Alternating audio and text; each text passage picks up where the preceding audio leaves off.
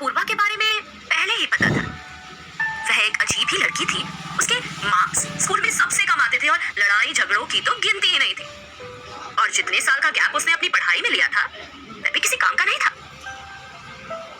LMS college अपने students के promotion को लेकर काफी पर्टिकुलर था और अपूर्वा की पढ़ाई का बैकग्राउंड तो बिल्कुल ही हॉरिबल था।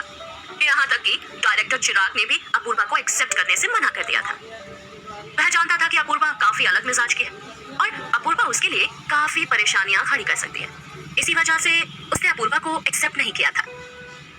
उसने अपूर्वा के लिए प्राइवेट कॉलेज देखना शुरू कर दिया था। लेकिन बात अब और भी बिगड़ती जा रही थी। रिया ने मुड़कर अपूर्वा की तरफ देखकर हंसते हुए कहा, मेरे कॉलेज के प्रिंसिपल ने तुम्हें रिकमेंडेशन लेटर भेजा है।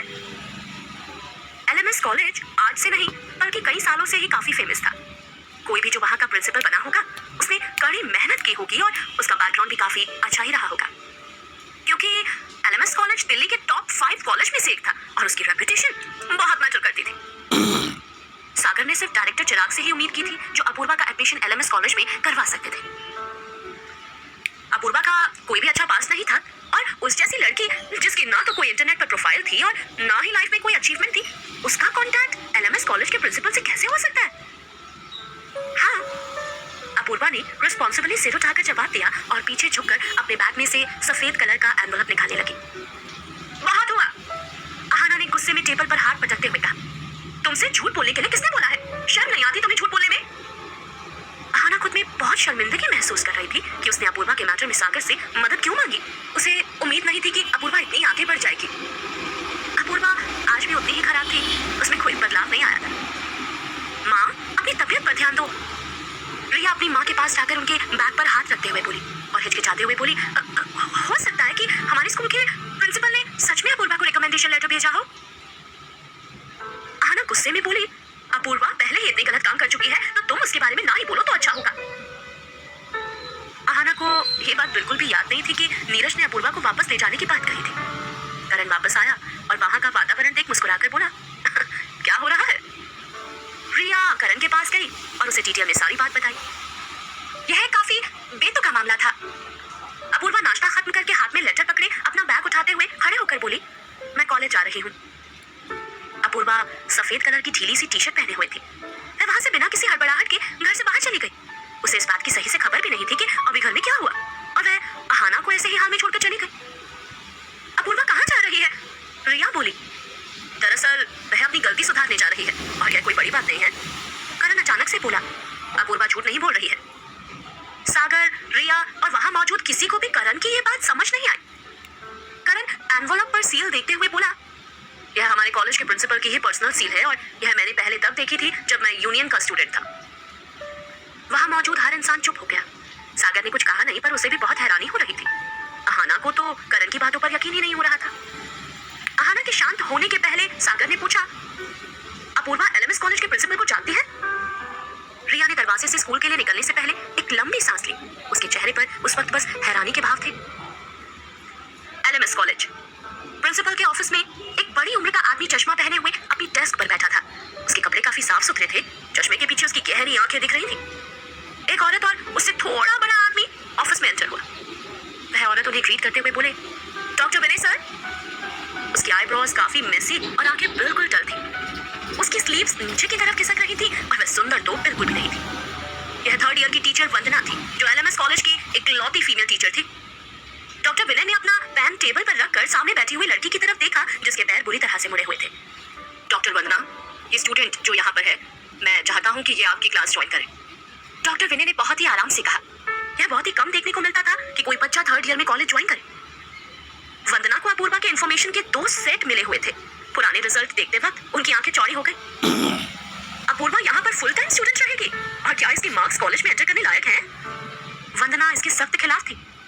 आप मेरी क्लास में प्रॉब्लम्स क्रिएट करना चाहते हैं? ये मेरी पूरी क्लास के माहौल को खराब करेंगे। प्रिंसिपल सर, क्या आप मेरे साथ मजाक कर रहे हैं? नो। वंदना मैम, स्टूडेंट यहीं पर मौजूद है, अपने शब्दों पर ध्यान दीजिए। एक अधेड़ उम्र का आदमी जो उसके पीछे खड़ा हुआ था वो बोला। वह आदमी थोड़ा मोटा था और उसकी आंखें छोटी थी। आकाश, ये भी 3rd ईयर की दूसरी स्ट्रीम के टीचर थे। आकाश समझ रहा था कि शायद जो लड़की कोने में बैठी हुई है उसी के बारे में बात हो रही है। उन्होंने कहा, ये अच्छा नहीं होगा कि हम उस इंसान के सामने उसके बारे में गलत बात करें। आकाश सर, आप तो थर्ड ईयर के मेन स्ट्रीम के टीचर हैं ना, तो बेहतर होगा कि मेरे क्लास में लेने की जगह आप उसे अपनी क्लास में ले लीजिए। अगर आपके पास इतना टाइम है और आपको यह चीज पता है कि अपने स्टूडेंट्स के ग्रेड कैसे अच्छे कराने हैं। वंदना ने कहा।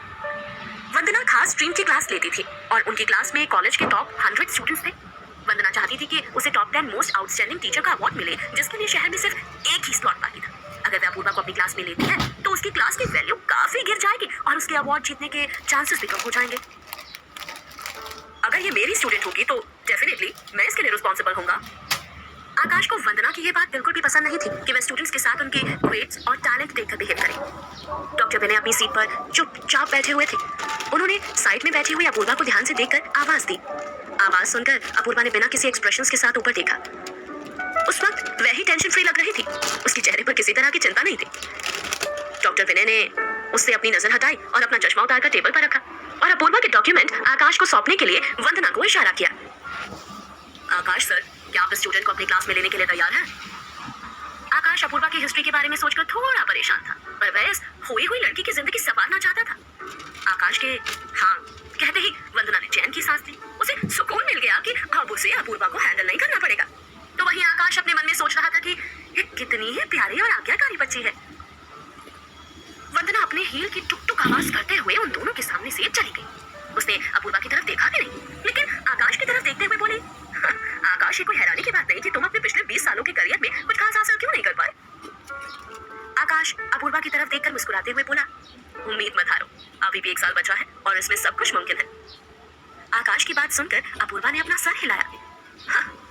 वंदना ने तिरछी निगाहों से अपूर्वा को देखा। आकाश, पागल हो जाओगे, वंदना ने कहा और वहां से चली गई।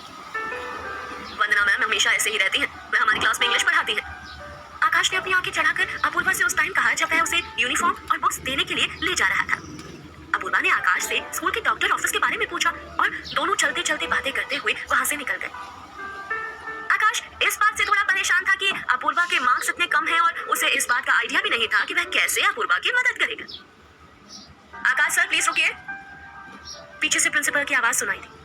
मेरे पास मार्कशीट है, इसे एक बार देख लीजिएगा।